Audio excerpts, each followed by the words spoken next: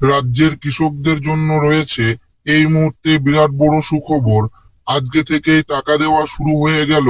আজকে কোন কোন প্রকল্পে টাকা দেওয়া শুরু হলো, কারা কারা এই টাকা পাবে, কারা কারা এই টাকা পাবে না, এবং কৃষকদের জন্য কি আপডেট রয়েছে, অর্থাৎ কৃষকদেরকে আর্থিক সহায়তা কবে থেকে দেওয়া হবে, নতুন করে ফর্ম ফিল আপ কবে থেকে শুরু হবে, এবং এই মুহূর্তে কৃষক বন্ধু প্রকল্পের কি গুরুত্বপূর্ণ আপডেট রয়েছে, সমস্ত কিছু জানাবো আজকের এই ভিডিওটিতে এবং আপনাদেরকে প্রমাণ সমেত দেখাবো।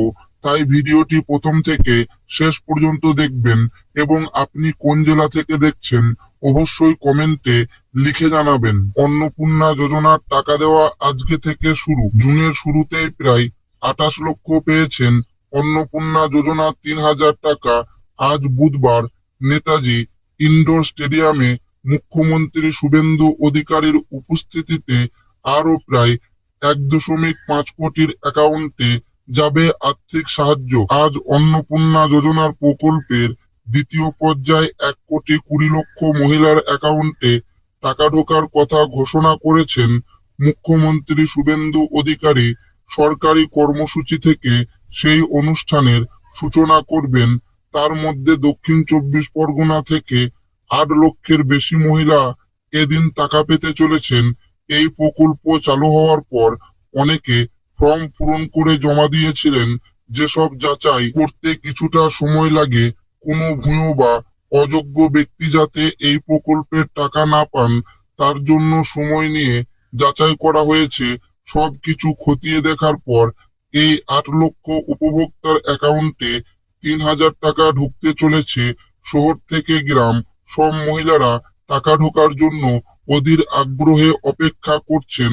এতদিন লক্ষ্মীর ভান্ডারের যে টাকা পাচ্ছিলেন তার দ্বিগুণ অর্থ পাওয়ার জন্য মহিলাদের মধ্যে ব্যাপক উৎসাহ তৈরি হয়েছে। কৃষকদের জন্য নতুন ঘোষণা। অপেক্ষা করতে করতে শুরু হয়ে গেল জুলাই মাস, কিন্তু এখনো পর্যন্ত রাজ্য সরকারের তরফ থেকে কৃষকদের জন্য কোনো আর্থিক সহায়তা দেওয়া হয়নি। ফলে কৃষকদের একাংশের মধ্যে উদ্যোগ বাড়ছে।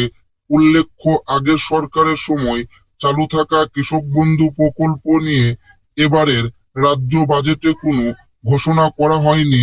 অন্যদিকে রাজ্যের মহিলাদের জন্য অন্নপূর্ণা যোজনার টাকা দেওয়া ইতিমধ্যেই শুরু হয়েছে। এবারের বাজেটে ঘোষণা করা হয়েছে কেন্দ্রীয় সরকারের পিএম কিষাণ প্রকল্পে বছরে 6,000 টাকার পরিবর্তে মোট 9,000 টাকা করে পাবেন কৃষকরা। এর মধ্যে অতিরিক্ত 3,000 টাকা দেবে রাজ্য সরকার।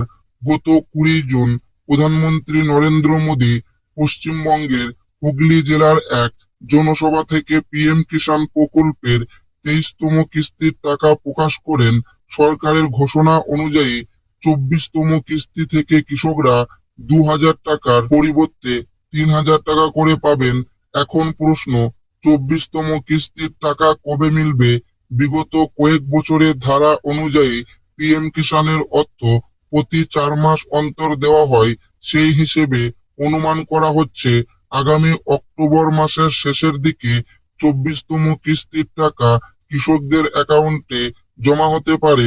তবে এখনো পর্যন্ত এই বিষয়ে কোনো সরকারি ঘোষণা প্রকাশিত হয়নি। এদিকে কৃষিমন্ত্রী দুধকুমার মণ্ডল জানিয়েছেন, আগের সরকারের কৃষক বন্ধু প্রকল্পে একাধিক দুর্নীতি ও অনিয়মের অভিযোগ রয়েছে।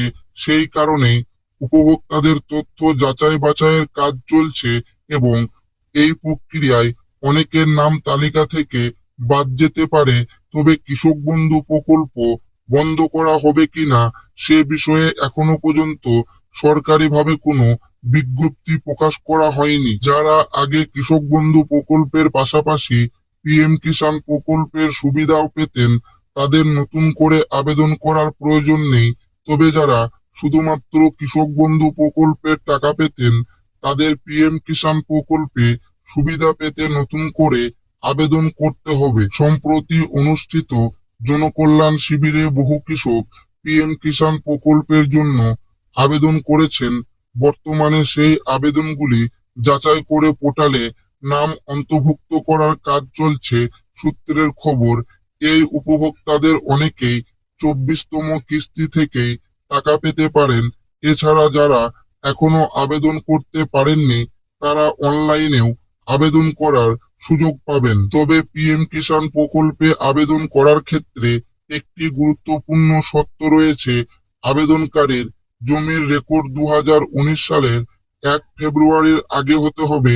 এই শর্তের কারণে বহু কৃষক আবেদন করতে পারছেন না, ফলে তাদের ভবিষ্যতে কোনো আর্থিক সহায়তা মিলবে কিনা তা নিয়ে কৃষক মহলে প্রশ্ন তৈরি হয়েছে। অন্যদিকে আগের সরকারের সময় চালু থাকা বাংলা শস্য বীমা প্রকল্পে কৃষকদের কোনো প্রিমিয়াম দিতে হতো না, কিন্তু এবারের বাজেটে প্রধানমন্ত্রী ফসল বীমা যোজনা চালুর ঘোষণা করা হয়েছে। এই প্রকল্পে কৃষকদেরকে নির্দিষ্ট পরিমাণ প্রিমিয়াম জমা দিয়ে বীমার আওতায় আসতে হবে।